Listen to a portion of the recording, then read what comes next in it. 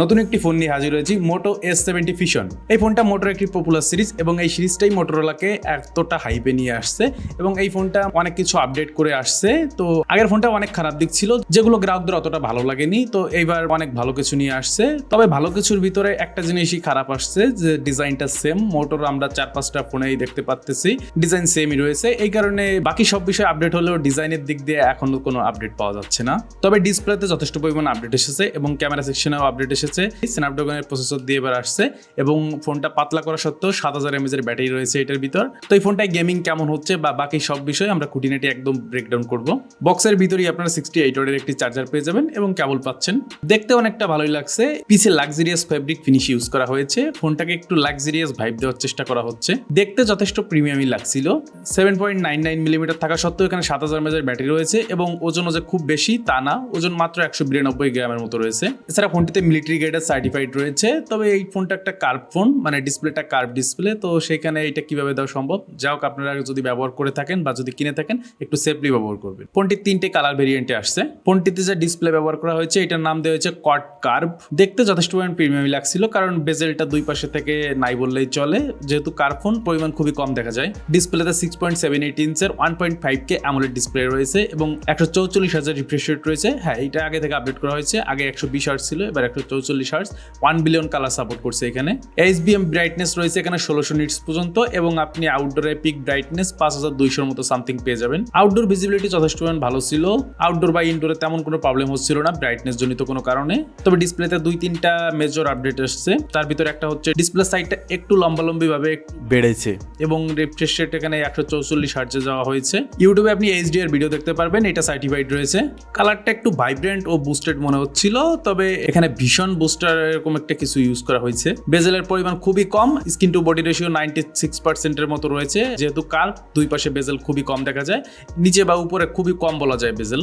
Smart touch 3.0 use করা হয়েছে এখানে, যে কারণে আপনার হাত ঘামা বা ভিজে থাকলে তেমন কোনো সমস্যা হবে না টাচে। প্রোটেকশন হিসেবে কর্নিং গরিলা গ্লাস 7i এর প্রোটেকশন রয়েছে। এটা একটু ওল্ড মনে হচ্ছে, এখন একটু আপডেট কিছু প্রোটেকশন থাকলে ভালো হতো। ওভারঅল ডিসপ্লে বলতে গেলে এই দামে ঠিকঠাকই রয়েছে, খারাপ না। সব মিলিয়ে বাকি সব যে বিষয় দেখতে হবে, আগে থেকে ডিসপ্লেতে আপডেট করা হয়েছে, এই কারণে আপনি ডিসপ্লে নিয়ে অন্তত কোনো এই ফোনটায় অভিযোগ দেওয়ার মতো কোনো জায়গা নেই। সব মিলে দাম অনুযায়ী ডিসপ্লেটা ঠিকঠাক আছে। রাইট সাইডে পাওয়ার বাটন এবং ভলিউম বাটন পেয়ে যাবেন এবং ডলবি ভিশনের ব্র্যান্ডিং। লেফট সাইডে তেমন কিছুই রাখা হয়নি। নিচে সিম স্লট রয়েছে, মাইক্রোফোন রয়েছে এবং টাইপ সি চার্জার রয়েছে এবং স্পিকার রয়েছে। ডুয়াল সিম কার্ডের সাপোর্ট রয়েছে, তবে SD কার্ডের সাপোর্ট এখানে আপনি পাচ্ছেন না। হ্যাপটিক মোটরটাও যথেষ্ট ভালো ছিল, ফিডব্যাকটা অনেক স্মুথ লাগছিল। স্টেরিও স্পিকার রয়েছে এবং ডলবি অ্যাটমোসের সাপোর্ট রয়েছে। ক্যামেরা সেকশনে এবার একটা নতুন সেন্সর ইউজ করা হয়েছে। পিছে 4টা ক্যামেরা মনে হলো, দুইটা আসলে ক্যামেরা, একটা ওই লেজার সেন্সর এবং মেইন ক্যামেরা দিয়ে আপনি 1x 2x এ ছবি নিতে পারবেন। ছবির কালারগুলো একটু বুস্টেড, কালারগুলো গ্রিন বা রেড, এই কালারগুলো একটু বুস্টেড করে দিচ্ছিল। তবে এইটা করার কারণে অনেকটা আইকেচি ছবি পাওয়া যাচ্ছিল। মেইন ক্যামেরা রয়েছে 50 মেগাপিক্সেল এবং 30 মেগাপিক্সেলের আল্ট্রা ওয়াইড রয়েছে। তবে এখানে টেলিফটো ক্যামেরা নেই, এটা থাকলে আর একটু ভালো হতো, ফোনটার ডিমান্ডও অনেকটা বেড়ে যেত। ফ্রন্ট ফেসিং ক্যামেরা রয়েছে 32 মেগাপিক্সেল। মেইন ক্যামেরা এখানে সোনির একটা সেন্সর ইউজ করা হয়েছে, যেটা ওয়ার্ল্ডের প্রথম ইউজ করা হচ্ছে কোনো ফোনে। ক্যামেরার দিক দিয়ে বলতে পারি যে এটা S60 থেকে একটু বেটার করছে, ভালোই আপডেট হয়েছে এটা বলা যাচ্ছে। ছবি কোয়ালিটিও যথেষ্ট পরিমাণ ভালো ছিল। পোর্ট্রেটে এজ ডিটেকশন গুলো একটু ভালো দেখা যাচ্ছিল, ক্রিটিক্যাল সিন গুলোতেও ভালোভাবে এজ ডিটেকশন করতে পারছিল। তবে যে একটা হিউজ জাম্প করছে তেমন মনে হচ্ছে না। ফ্রন্টে এবং ব্যাকে দুইটা জায়গায় আপনি 4K 30 FPS এ ভিডিও করতে পারবেন, 60 FPS এর সুবিধা এখানে পাচ্ছেন না। ক্যামেরায় হালকা পরিমাণ জিটারিং রয়েছে, যেটা থাকা স্বাভাবিক। তবে আল্ট্রা ওয়াইডে এটা নাথিং ফোন থেকে একটু ভালো রেজাল্ট দিচ্ছিল, কারণ নাথিং এর দামও প্রায় সেম। ভিডিও শেষে বলে দেওয়া হবে আপনারা এই প্রাইস রেঞ্জে নাথিং নেওয়া ভালো হবে নাকি এই ফোনটা নেওয়া ভালো হবে। এবং এই ফোনটায় একটা ইউনিক ফিচার যেটা স্যামসাং নিয়ে এসেছে, হরিজন্টাল লক, মানে আপনি ক্যামেরা পুরো ঘুরায় ফেললেও আপনার সাবজেক্ট ঠিকই থাকবে। এটা স্যামসাংই প্রথম নিয়ে আসছে। পারফরমেন্সের জায়গায় আগে থেকে আপডেট করা হয়েছে। আগে যেখানে ডায়মন্ডসিটির প্রসেসর দেওয়া হয়েছিল, ডায়মন্ডসিটি 7400 এরকম সামথিং, তবে এখানে স্ন্যাপড্রাগন 7s Gen 4 রয়েছে এবং এটা একটা 4 ন্যানোমিটার চিপসেট। আন্তর্জাতিক স্কোর প্রায় 1.1 মিলিয়নের কাছাকাছি রয়েছে। BGMI গেম আপনি আল্ট্রা ওয়াইড সেটিং এই 120 FPS এ খেলতে পারবেন, যেটা অনেকটাই ভালো বিষয়।